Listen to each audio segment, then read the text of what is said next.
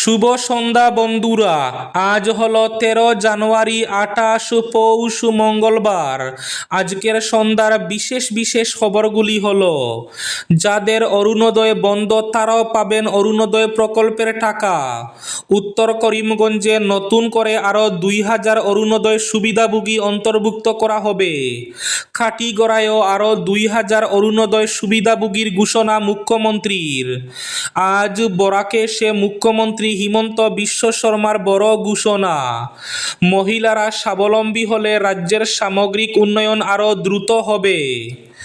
আগামী 15 ফেব্রুয়ারির পর বরাকে বিজেপির প্রার্থী তালিকা ঘোষণা হবে। আজ বরাকে সে মুখ্যমন্ত্রী হিমন্ত বিশ্ব শর্মার কয়েকটি বড় ঘোষণা। শ্রীভূমি তথা করিমগঞ্জে 14,000-এর বেশি মহিলাকে 10,000 টাকার উদ্যমিতার চেক বন্টন। খাটিগড়ায় অসমের ভূমিপুত্রকে টিকিট দেওয়া হবে।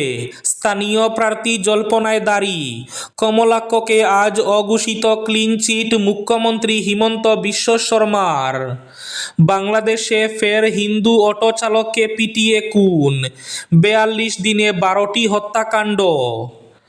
মদ্যপ বাবার অমানসিক অত্যাচারে প্রাণ হারালো এক তরতাজা কিশোরী।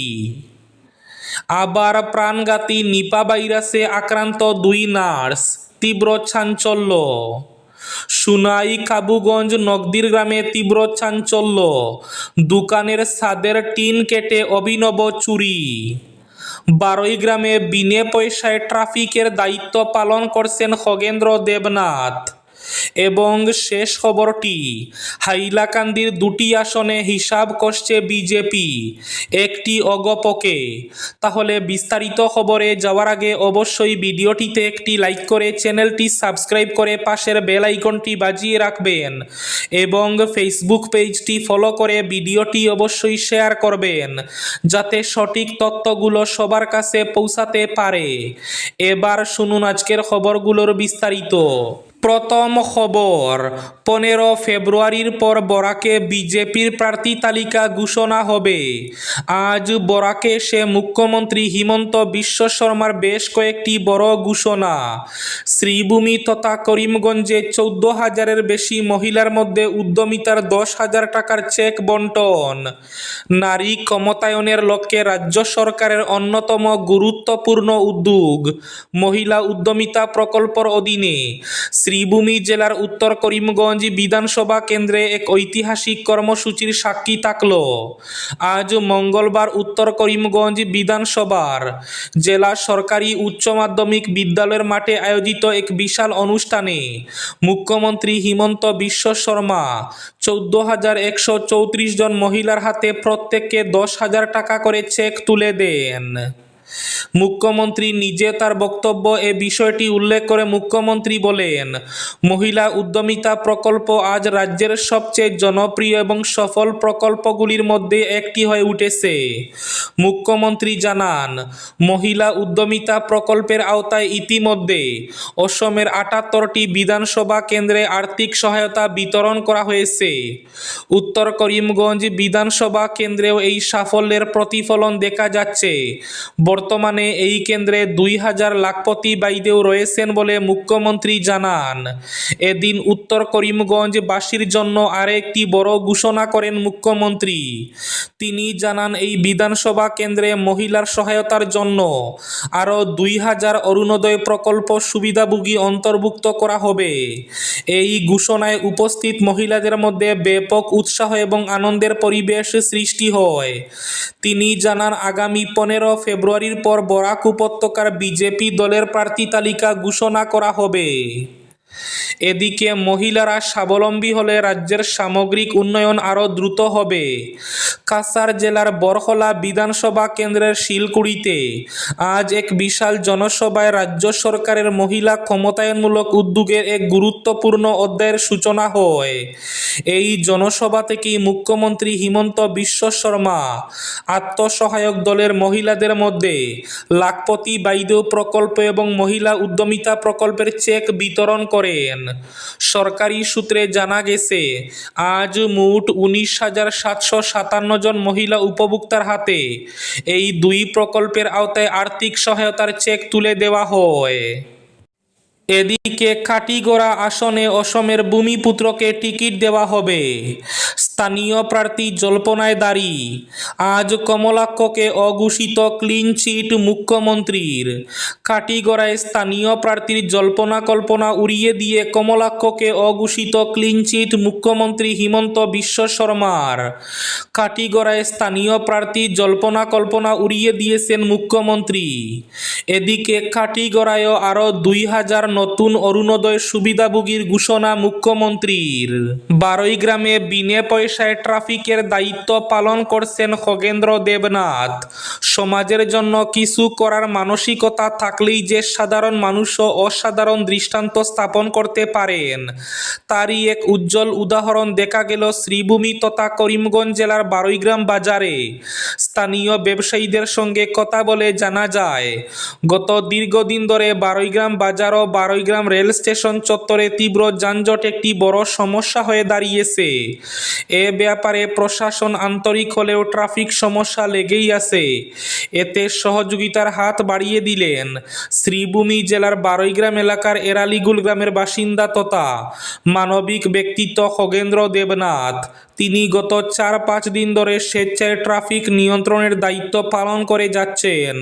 প্রতিদিন সকাল 9টা থেকে বিকেল পর্যন্ত বিনা পারিশ্রমিকে তিনি বারৈগ্রাম বাজার সহ স্টেশন এলাকায় যানবাহন চলাচল স্বাভাবিক রাখতে সচেষ্ট রয়েছেন। উনার এহেন মানবিক উদ্যোগকে কুর্নিশ জানিয়েছেন এলাকার জনগণ। সুনাই নগদির গ্রামে চাঞ্চল্য, দোকানের ছাদের টিন কেটে অভিনব চুরি। সুনাই থানার অন্তর্গত নগদির গ্রাম 4র্থ খণ্ডের শিমুলতলা এলাকায় অভিনব কায়দায় সংঘটিত চুরির ঘটনায় তীব্র চাঞ্চল্য। রবিবার গভীর রাতে দোকানের ছাদের টিন কেটে ভেতরে প্রবেশ করে চোরের দল নগদ অর্থ হাতিয়ে নেয় বলে অভিযোগ। দোকান মালিক শামসুদ্দিন লস্কর জানান, তিনি একটি মুদি দোকানের পাশাপাশি এয়ারটেল পেমেন্ট ব্যাংক পরিষেবাও চালান। প্রতিদিনের মতো রবিবার রাতে দোকান বন্ধ করে তিনি বাড়িতে যান। সেদিন তিনি দোকানে নতুন করে সিসিটিভি ক্যামেরা স্থাপন করেন এবং রাত আনুমানিক 11টার দিকে বাড়ি ফেরেন। এরপর রাতের কোনো এক সময় চোরের দল দোকানের ছাদের টিন কেটে ভেতরে প্রবেশ করে চুরির ঘটনা ঘটায়। সোমবার সকালে দোকান খুলে ভেতরে প্রবেশ করতেই দোকানের সামগ্রী এলোমেলো অবস্থায় দেখে তার সন্দেহ হয়। যদিও দোকানের শাটার সম্পূর্ণ অক্ষত ছিল। পরে উপরের দিকে তাকিয়ে ছাদের টিনে একটি লম্বা ছিদ্র দেখতে পান তিনি। এতে সন্দেহ আরও ঘনীভূত হয়। পরে লক্ষ্য করে দেখেন সিসিটিভি ফুটেজ লক্ষ্য করে উপরের দিকে তাকিয়ে দেখা যায় ক্যাশবাক্স ভাঙ্গা, ক্যামেরা ভাঙ্গা, ক্যাশবাক্সে রাখা নগদ অর্থ উধাও। সুনাই থানায় দায়ের করা এজাহারে দোকান মালিক উল্লেখ করেন, চোরের দল 50,000 টাকা অধিক টাকা নগদ হাতিয়ে নিয়েছে। ঘটনার খবর পেয়ে সুনাই থানায় জানানো হলে সোমবার দুপুরে পুলিশ ঘটনাস্থলে এসে প্রাথমিক তদন্ত সেরে যায়। হাইলাকান্দির 2টি আসনে হিসাব কষছে বিজেপি, একটি অগপকে। 2026 সালের বিধানসভা নির্বাচনের দিন যত এগিয়ে আসছে, বরাক উপত্যকার 121 নম্বর হাইলাকান্দি বিধানসভা কেন্দ্র ততই রাজনৈতিক মহলের বিশেষ নজরে চলে আসছে। দীর্ঘদিন ধরে কংগ্রেস ও অল ইন্ডিয়া ইউনাইটেড ডেমোক্রেটিক ফ্রন্টের শক্ত ঘাঁটি হিসাবে পরিচিত এই আসনেই এবার নতুন হিসেব কষতে হচ্ছে ভারতীয় জনতা পার্টিকে। জনসংখ্যাগত বাস্তবতা, সীমানা পুনর্নির্ধারণের প্রভাব এবং বদলে যাওয়া রাজনৈতিক আবহ সব মিলিয়ে হাইলাকান্দি বিজেপির সামনে যেমন সুযোগ তৈরি করেছে, তেমনি রেখে দিয়েছে একাধিক বড় বাধা। বাংলাদেশে হিন্দু অটো চালককে পিটিয়ে খুন, 42 দিনে 12টি হত্যাকাণ্ড। বাংলাদেশের সংখ্যালঘু হিন্দু সম্প্রদায়ের উপর ধারাবাহিক হামলার মধ্যে ফের প্রাণ গেল এক যুবকের। ফেনী জেলার দাগনভূঞা এলাকায় রবিবার রাতে 28 বছরের অটো চালক সমীর কুমার দাসকে বেধড়ক মারধর করে হত্যা করা হয়েছে বলে অভিযোগ। পুলিশ জানিয়েছে, হামলাকারীরা তার চালানো অটোরিকশাটিও নিয়ে পালিয়েছে। পরে স্থানীয় উপজেলা হাসপাতালের কাছে যুবকের দেহ উদ্ধার হয়। ঘটনাকে কেন্দ্র করে উত্তেজনা ছড়ালেও প্রশাসনের প্রাথমিক অনুমান এটি ডাকাতি এবং হত্যার ঘটনা। তদন্ত চলছে, তবে এখনো কাউকে গ্রেফতার করা হয়নি। পশ্চিমবঙ্গে থাবা বসালো প্রাণঘাতী নিপা ভাইরাস। সোমবার রাজ্য স্বাস্থ্য দফতরের তরফে জানানো হয়েছে, উত্তর 24 পরগনার বারাসতের একটি হাসপাতালে কর্মরত 2 নার্স এই মারণ ভাইরাসে আক্রান্ত হয়েছেন। বর্তমানে কলকাতার একটি বেসরকারি হাসপাতালের আইসিইউতে তাদের চিকিৎসা চলছে। এই ঘটনায় রাজ্য জুড়ে ব্যাপক আতঙ্ক ছড়িয়েছে। সোমবার নবান্নে এক জরুরি সাংবাদিক বৈঠকে মুখ্য সচিব নন্দিনী ভট্টাচার্য এবং স্বাস্থ্য সচিব নারায়ণ স্বরূপ নিগম পরিস্থিতির ভয়াবহতা তুলে ধরেন। তারা জানান, আক্রান্তদের মধ্যে একজনের বাড়ি নদিয়া এবং অন্যজনের বাড়ি পূর্ব বর্ধমানের খাটোয়ায়। এবার শেষ খবরটি, মদ্যপ বাবার অমানসিক অত্যাচারে প্রাণ হারালো কিশোরী। মদ্যপ বাবার অমানসিক অত্যাচারে প্রাণ হারালো 17 বছরের কিশোরী বৈষ্ণবী। দীর্ঘ 26 দিন হাসপাতালে মৃত্যুর সঙ্গে পাঞ্জা লড়ে অবশেষে হার মানল দ্বাদশ শ্রেণীর এই ছাত্রী। এই মর্মান্তিক ঘটনাটি ঘটেছে তামিলনাড়ুর বিল্লুপুরম জেলায়। গত 17 ডিসেম্বর পেশায় নির্মাণ শ্রমিক বাবু মদ্যপ অবস্থায় বাড়ি ফেরেন। বাড়িতে তখন একা ছিল তার ছোট মেয়ে বৈষ্ণবী। বাবা ভাত চাইলে বৈষ্ণবী জানায় রান্না হতে দেরি আছে। সামান্য এই কথাতেই হিতাহিত জ্ঞান হারিয়ে ফেলে বাবু। পুলিশ সূত্রে খবর, উত্তর শুনেই ক্ষিপ্ত হয়ে উঠে বাবু। সে মেয়ের চুল ধরে দেওয়ালে সজোরে মাথা ঠুকতে থাকে। এখানেই ক্ষান্ত না হয়ে মেয়েটিকে মাটিতে ফেলে ক্রমাগত লাথি মারতে থাকে সে।